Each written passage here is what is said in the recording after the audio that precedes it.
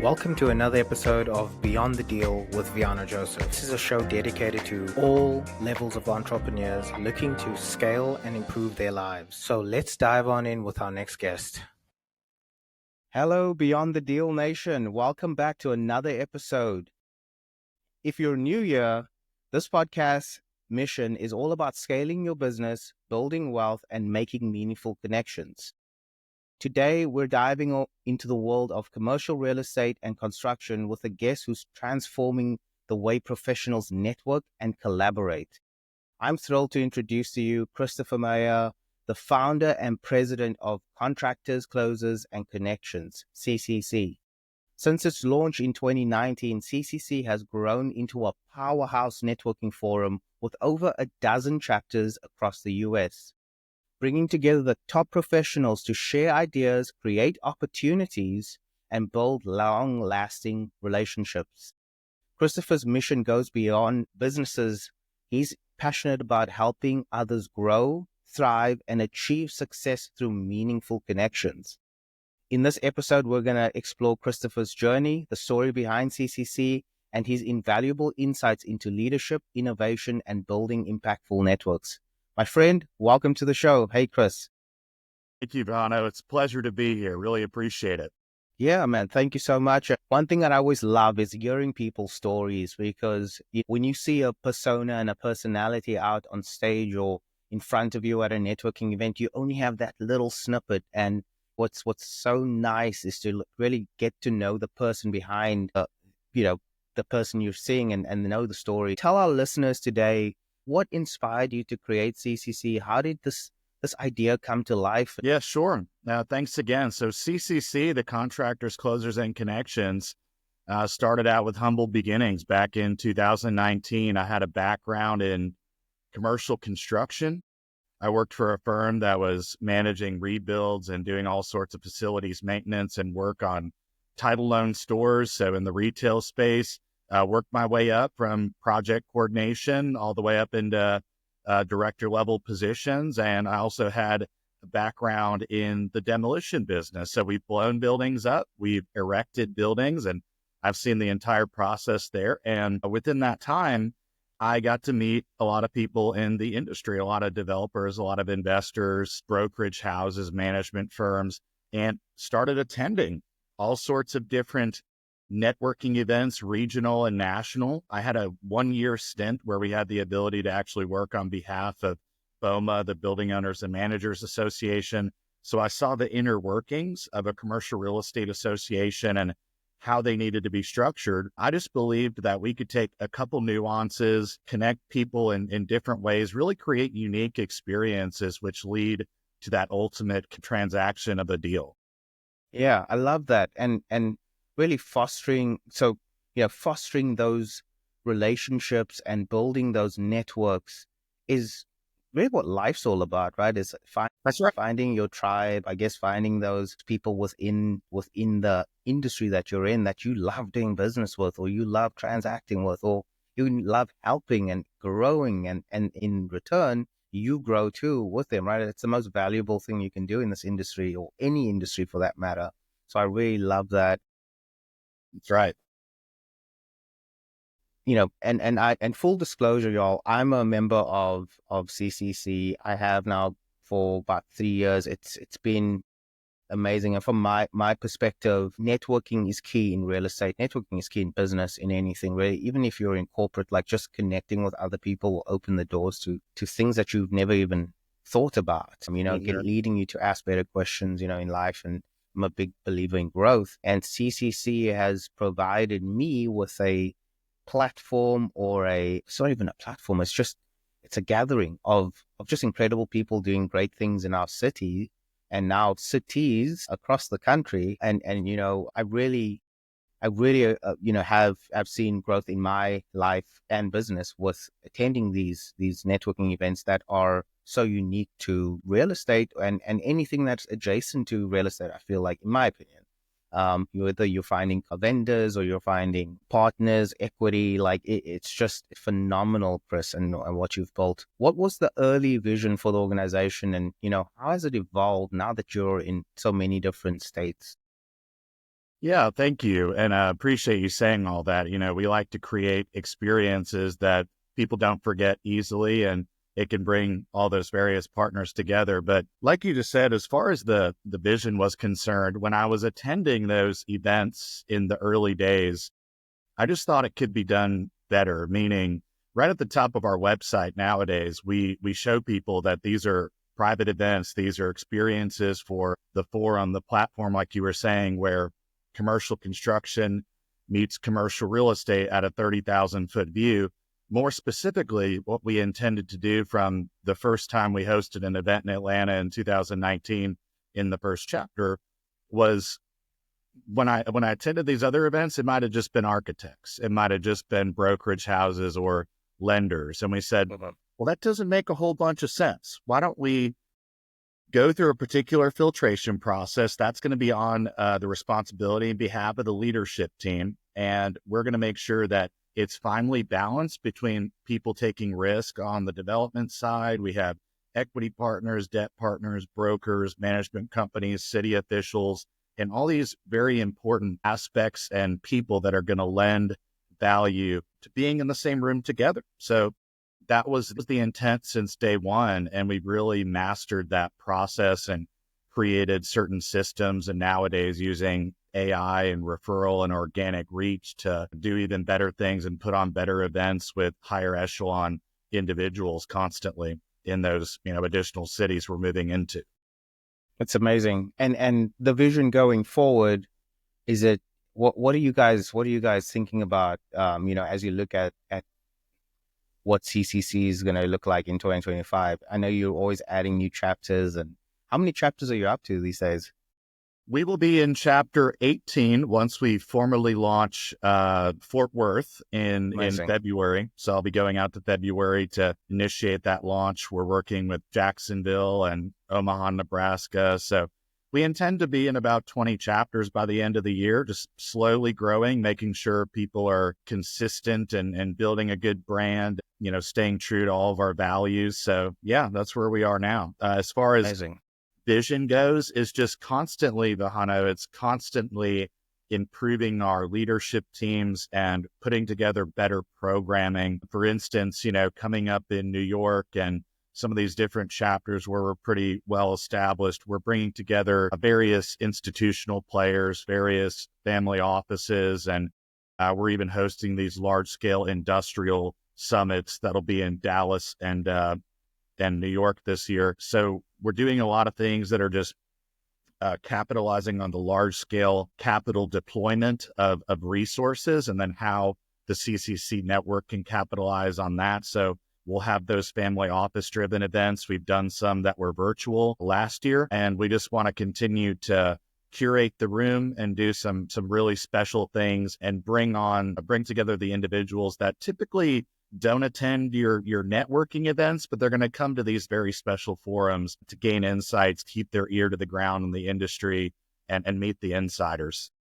That's awesome. That's awesome. Did you ever think you would be in this position? Like, was this kind of, it's very unique being the facilitator of these intimate relationships in this industry, because rightfully so, I've never seen anything like it. You hit the nail on the head when you're saying about these all separate industry specific events and networking platforms.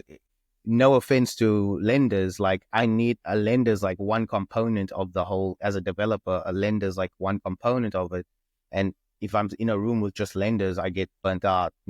God in the cards. I mean, like and then having the architects and the designs and just, it's so unique to have it all in a one-stop area where you're just greeting your neighbor, right? Going around greeting your neighbor and what industry are you in, and it's phenomenal, because now you build your Rolodex of service providers and partners, and it's fantastic. I know you said there was just nothing like that, but like, how did you? What was the like driving force behind that? Like, man, this is what's needed. Yeah, well, a lot of that, like you said, even if it's an architect, for instance, some of them don't really know how to play ball in a networking experience. So meaning they're not willing to relinquish a lot of their contacts many times. And so we try to foster that environment. I don't know if we ever intended it was going to get this large, but, we rolled with it and we said it's doing a lot of good for people. To sort of answer that question as to how we filter and why we're so special and why we built this culture and, why people like yourself might appreciate it is because step one, we typically look at what do they do, what vertical do they occupy. Step two, what is their seniority? Are they a VP, a managing principal, a partner, a founder? And then three, it's what is their personality like? Do they embody servitude? Are they showing up to be transactional, or are they there to help others, to say, look, I've already become successful in the multifamily investment environment. We want to help others do so. How can I help you? So I think that is really what makes us special. If people don't embody that sort of attitude, they don't need to come back.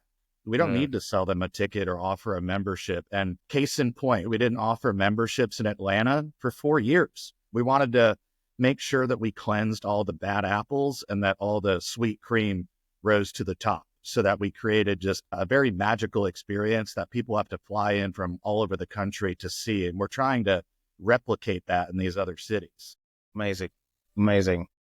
Fantastic to hear how you foster this special niche of not only industries, but also people, because network is so important. So one of the next things I want to find out in that vein of growing and fostering that culture in other locations, what were some of the challenges you faced in the beginning and creating CCC and expanding, and how have you overcome them today? Yeah, I mean, there were some people that were close to me who had said, you've had a good run. But how are you gonna bring this out of COVID? Because we did start in 19, and then COVID happened 2020. We did some things virtually, and I never thought about it like that. So there was obviously the biggest challenge was growing the brand and building consistency, because a lot of times in this business, you only have one or two chances to really wow people and catch them and hook them and say, wow, that was a meaningful experience. And a lot of the people I met there, or the information I gathered, was worthwhile in attending one of these CCCs. So we had to consistently perform and, bring on high caliber people and good programming, good venues, and all those small sum of its parts, which make us what we are, even the entertaining aspect of what we do, making it fun and energetic. And so, yeah, that was the hardest part, is doing that. And then dedicating full time to CCC is where I have gone. I wasn't able to do that until 3-4 years ago. And really in the last, every year we consistently grow and refine our database and continue to grow that and improve our systems. And that's really why 2025 is going to be undoubtedly our best year yet. And the partnerships we've created with the municipalities and all of the developments that are going on that people want to learn about and be on the cutting edge of, we already have established those partnerships and are just ready to unroll those and engage. Amazing. Yeah, that's amazing. One of the things that you mentioned a little earlier was curating an experience. What do you think, and that goes to networking, right? The networking experience. What do you think makes an effective networking experience for these people? What's that, the secret sauce? Because it's powerful. These events are great. I always tell people, I encourage people to join in their local chapters that I come across. One of the things that I always, highlight to somebody thinking about joining or attending, if they're the right fit, right? You will never, you'll always meet somebody new. There'll always be a new person that I'll get to, like, maybe through 5. I'm not like a serial networker, but I'll get to like 5 to 10 business cards, and it's like, and I'm exhausted. Yeah. Oh, I need to get home, right? And I'll come back next month, and it's like, wow, there's another 10 new faces, new people, interesting people. So how do you, what makes it effective, and how do you create something like that? Yeah, I think in the most simplistic terms is I never wanted to put on an event or create an experience that I wouldn't want to go to. If I thought it was boring and stale and it was just the typical, meet at a Holiday Inn with a drop ceiling and carpeted floors and, just a whole nasty welcome experience, and there's donuts and coffee. Yeah. That wasn't what I envisioned. Or, hey, let's show up for happy hour at this brewery and hopefully something happens. I think that's what a lot of these, associations do if they don't have the resources or they don't put enough energy into it. And maybe that's what their intention is to be very casual. Ours was to, we started out with our first event with 150 people, 200 people. And we knew it was, there was a demand. So we just kept growing it. But, we believe in the 3 E's: empowerment, education, and entertainment. People come to be empowered to meet new people that are beneficial to their lives and their professional growth. We entertain. We don't want this to be, a frat party, but we want to also do something fun, maybe some live music, maybe a performer, keeping it elegant. And maybe there's a cocktail involved or a cigar, or if it's a daytime event, it's just upscale and high caliber lunch and things like that. And we do want people to learn being more educated than they were before they stepped through the doors. So we want them to come away saying that was good. I didn't know this about the housing that's coming through this municipality, or how this particular method of financing is going to impact 2025. So all those things together, I think, creates a really, really magical experience that differentiates us from the rest. Yeah, I love that. I love the 3 E's. What a great a set of values, and it certainly shows when you're delivering it, and yeah, I definitely agree with that. That resonates with me. With all this wonderful curating and putting these, it's almost like an incubator rooms together, right? It's fantastic. Can you share any success stories where the CCC has helped transform someone's career or business? Yeah, let me think about a particular story that we've seen a lot of people procure new positions that I can think about. There's even members on our board that we've helped get into different positions of capital raising efforts. And we've certainly seen a multitude of brokerage transactions completed across the asset classes, from 1031 exchanges being completed. It's hard to narrow it down to just one, but we found people that have found love at CCC and are getting married. Anything from those sorts of success stories on the personal level to professional levels of, I can think of one actually, one of these folks about 2 years ago, good friend of ours, they run a multifamily development firm, mixed use development. And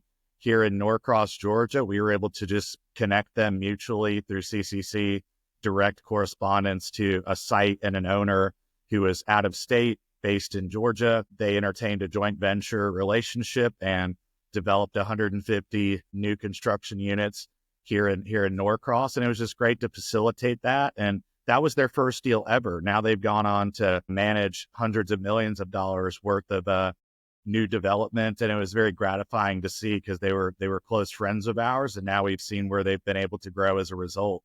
That's amazing. Yeah. And that's what it's all about, people. It's like, get out and network. But if you can find a CCC, that's powerful. It's powerful. Mm-hmm. Okay. Well, one of the sections I like to teach people on and is leadership. Like, leadership doesn't always come naturally. It's something that you have to learn. It's something that you step into also, right? You got to grow yourself to be a effective leader. Yes. What has been one of your biggest learning moments in building and scaling CCC, like as a leader? What has been something it's like, man, yeah, that's impact. That's a big step. Or what did you learn from it? Yeah, you're 100% right. There's honestly nothing more important than self-development and leadership. You have to be in a top tier position, well above 1%, to be healthy mentally, physically, spiritually, financially, have a lot of those things in alignment. Because if you can't lead from the front, be confident and express your mission and your intentions in a clear and articulate way, and you don't believe in the mission, your team's going to realize that. The entire audience is going to realize that. So yes, there's nothing more important than doing the early wake ups, staying late, leading from the front, putting in the work. There's a lot of people who do not carry the courage of their convictions and their words. And I think along the way, I've realized that more than anything. And what I tell people when they say, "Hey, Chris, we want to do this together with the CCC. We want to, engage with you." And I said, I don't want to be the guy running from the front. I said, that's the thing. Because I will follow through with this, but Yeah. are you ready to follow through with this? Can you show Right. me examples of initiatives that you've run and successfully launched or exited? Those are things that, I think people should look for, is just when you say you're going to do something, you have to do it. And there's so much power in not only that when you're dedicating to another person, but being able to establish new habits and speaking to them, new procedures that are going to lend to future advancement. There's nothing more powerful. Yeah, I totally agree. That's so true. The morning rituals, right? The staying disciplined and consistent makes you a better person, which in turn makes you a better leader, right? Like, That's right. it's no surprise why some of the most successful people are so rigid and disciplined in their day to day, which is, it makes you a good leader. Now you've gone from, 2019 at just Atlanta, and you've got these 18 chapters. How do you approach like creating that collaboration, or the culture of collaboration and growth within your organization, and keeping that initial mission that you had in the Atlanta chapter to all these different states? How are you fostering that in your business today? Yeah, it's an interesting thing because words like that, leadership, are sort of, I used to think it was an intangible, but now we can teach those things, and we can look for those things in others when we're building those leadership teams. And for instance, when we're starting out a chapter like Greenville, it was founded upon a commercial insurance representative who was willing to open their book of business to people that they were insuring on the property casualty side. And they said, hey, let's bring these owners, developers, these people together that needed to form a higher quality forum due to demand in Greenville. And so that demand seems to be carrying our brand. We are typically not looking for these people. They come Yeah. to us and we say, hey guys, let's take an honest inventory of where your network is started, how we need to supplement that network, who we need to bring on to create the foundation and the skeleton and bones, and then sing from the rooftops what we are and what we're all about with our mission and purpose. And we have a replicable model that allows them to have a professional website and a presence and a social media and all these things that can help get that mission out more effectively.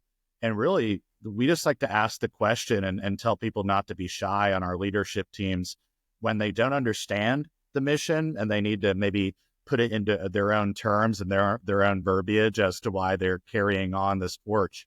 We want to make sure that's very clear. So I think just, keeping that open line of communication, providing them with, the best of marketing materials, videos, and content that can show what we're about and allow this to click with somebody. Because like you said earlier in the show, if that premise is activated, the premise that in-person networking is important to my business and it's important to real estate and to build that tribe, if that premise is true, well, all we want to do is create an excellent experience in which you can foster. And all we're asking is come out to our events, 4 to 8 times a year, depending on how often that chapter facilitates, stay in touch on the back end, and do some great things together. So we're trying not to ask a lot. We're trying to over deliver.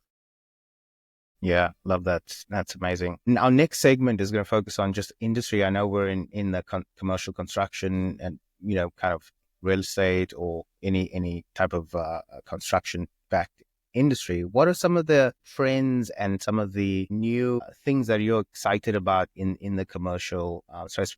And then just to back that up, I think like you see a lot of different folks doing different things in construction these days with the different chapters. Are there any new exciting trends that you're noticing? Or we'd love to learn more about that. Yeah, well, I can speak to more of the real estate trends that we're seeing that translate into the construction. There's a lot of folks we're seeing that are implementing creative redevelopment plays, a lot of affordable housing developments just to follow the demand in various markets. There is conversions that we've seen from office space and retail space into self-storage. So people making those pro formas work and finding the right equity and debt partners has been really interesting to see. There are people who are, acquiring a lot of value add portfolios and single assets. So it's great to see how brownfield sites are being reclaimed and turned into something beautiful, and just communities that are being a lot more open to, these asset classes, which are sometimes undiscovered, such as industrial outdoor storage or IOS. So we like to explore the distressed, off the beaten path. And then, of course, you have your trophy properties and your lovely Class A mixed use, and how the open air malls, as opposed to the closed environments, are working, as opposed to the strip centers. There's just so much going on. A lot of it, I would say, is on a positive note, especially now that the election is behind us. We're seeing a lot of people open up. There's a couple LinkedIn posts I've been seeing about tens of billions of dollars looking to be deployed into data centers and a lot of these hot AI supported industries right now. So we're following a lot of those trends and want to educate our constituents and connect them on the back end into how they can do projects with these people. Excellent. Yeah, that you mentioned something there. AI has become that hot buzzword out there in this world, and curious to know, how has AI impacted your life on a personal level and in your organization? Are you guys utilizing any of that in your business today? Yeah, there are some softwares and there are some platforms that we are trying to capitalize on, which will just help us to get better in front of our member base and the people who are already familiar with us, and then procure different points of data and different people in different cities that have not become familiar with CCC yet. So we're using a little bit on that front. And I think that's how we've been capitalizing on it for right now. Okay. Yeah. It's always one of those things that, such a hot buzzword, and then you're like, well, how can I utilize this in my life? Like, there's been a little bit where we used it for ideas on content, social media, and on some of the websites and such. But just like everybody else, we're still learning as well, but we do want to be on the forefront of it. Yeah, sure. So the same with me, and I, any way we can simplify and reduce, that's going to help with scale and growth. So freeing up people to do more of the growth activities rather than the production activities. But yeah, no, I love that. As you grow and scale, there's always a financial consideration or impact in to take on the next thing, or, scale into this venture. What are some of the tools or techniques that you use to fund these expansions and things like that? Like, is there anything that you guys do specifically from a financial decision standpoint, for CCC? Yeah, I mean, so I know you'd asked about where do we reinvest. So we reinvest mostly everything back into the chapter and into the company. And then if there are excess percentages that we've previously established for reinvestment into different real estate ventures, we just recently, out of the Atlanta chapter, have deployed some funds into a multifamily fund, a debt fund, and different things. So we have a diversification strategy. We also, based on particular percentage of ticket sales, give that our platform has always been dedicated towards giving back to the communities.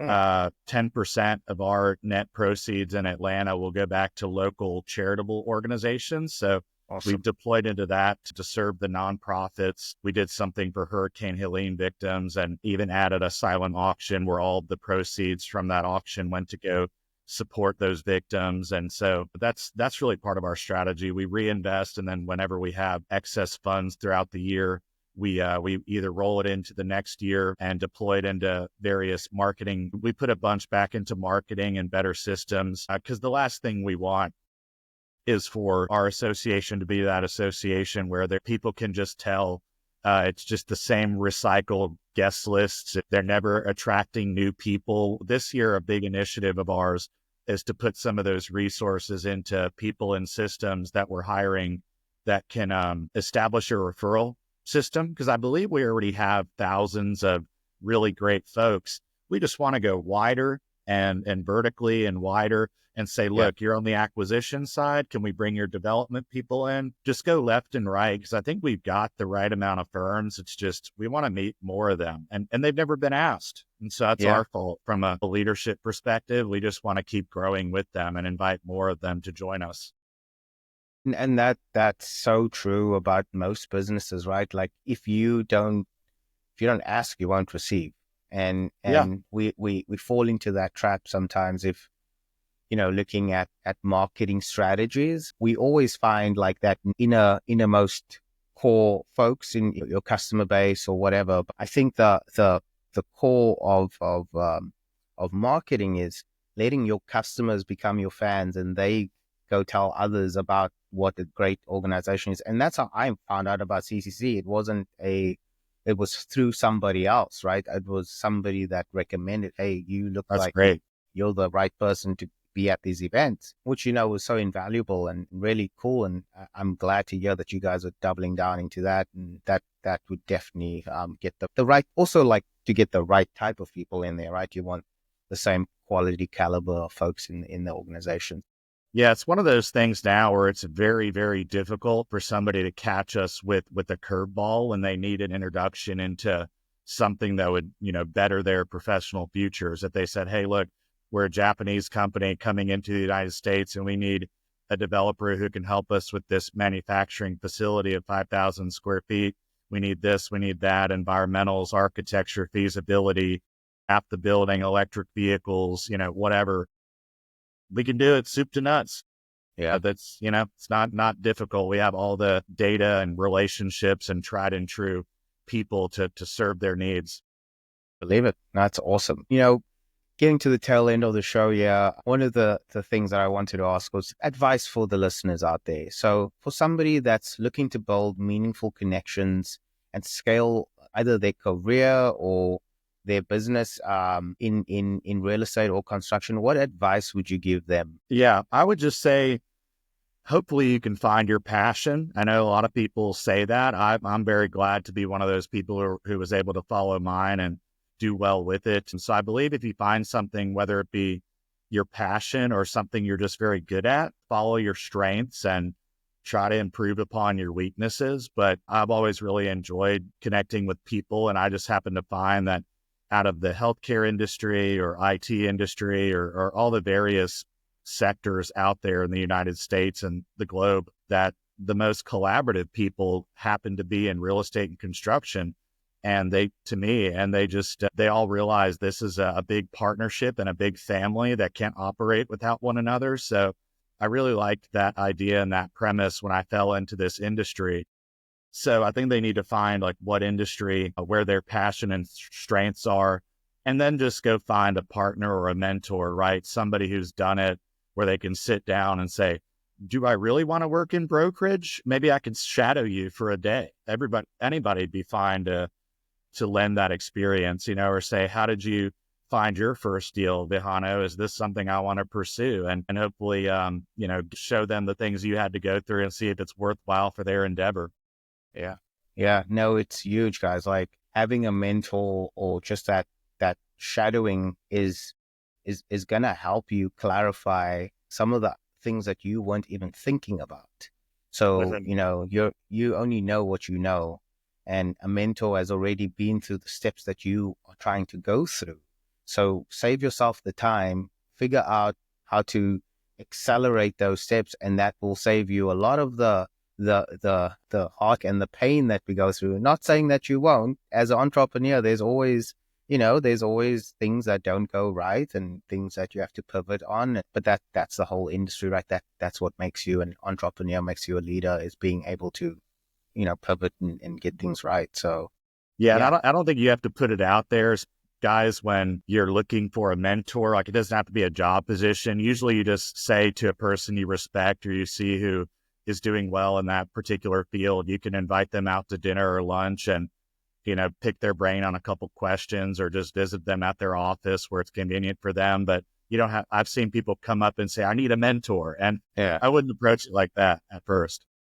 Yeah, well, that's a good point. How would you approach that if you saw somebody at the top of their industry? How would you approach that today, knowing what you know? Yeah, I mean, so we're doing the same thing. There are some people that we're collaborating with that are in complementary industries like healthcare. They host some of the best healthcare conferences in local regional areas, and we're pinging ideas off of each other to better each other's organizations. There are some particular individuals, a lot of people who are on our leadership teams, which is why we brought them on the team in the first place, who are the best at what they do, made hundreds of millions and lost millions. So we want to, really, I guess just my approach to that has been lending in on their insights. And when there's a particular investment opportunity, we're able to send it to the right people to make sure it's sound, and the sponsor team is, are good people, and there's no unscrupulous characters running around, and the types of returns are verified. So background checks are done, those sorts of things. So yeah, from sort of that financial business aspect, when a real estate or construction deal comes around, I think we just want to have the best people around us as a team who can help us make the best decisions with low risk. Yeah, that's great. From a future standpoint of CCC, what's next on the horizon? What are some of the initiatives that you're excited about for 2025? Yeah, so for 2025, I mean, we've already launched a national relationship with a platform called Ep.6 for deal flow exchange. They don't take any equity on the upside. It's literally just the social media of private capital. So if you have a deal, reach out to us, whether we know somebody immediately or you can help meet new partners on Ep.6. We'll connect you with that. You can start a 30-day free trial, and you can connect equity partners, debt deals, all sorts of really great things on that. So we're doing that. We're looking forward at some point, whether it be this year or turn of next year, to host our first national CCC conference. We have enough chapters that are extremely engaged and are constantly growing their network, where we can bring the entire tribe of 50,000 plus engaged individuals across the U.S. But honestly, just excited for the initiatives to keep growing out west. We want to hit California. We're in Phoenix and Dallas area, so we're going to keep expanding. We're already south as much into Miami. Just sort of like we touched on earlier, just we want to bring the same level of programming, which we're going to be anticipating in our best markets like Atlanta and New York. Keep bringing that same caliber and echelon of individual into those separate markets, because the only thing holding them back is confidence. We have to have the confidence that we can do anything that any other association can do and better, and all be on the same playing field, all bring in the same talent and ship in the best people into these cities to put on the best experience possible. I want to reiterate, if you are in any of the CCC chapters, join at least try and attend one event, see if it's what you have been missing, because I can promise you there's nothing like it, guys. It's really unique, and if you're in real estate and any adjacent real estate related thing, it's the place to be. So Chris, thank you so much for this this time you've shared with us and our listeners. I think it was amazing, and again, I'm looking to see you guys thrive and grow and continue to expand. And I really think what you guys are doing is much needed in our industry. And I wish you all of the success for 25 and beyond, my friend. Have a great day. Thank you. Bless you. Appreciate you having us on. Thank you.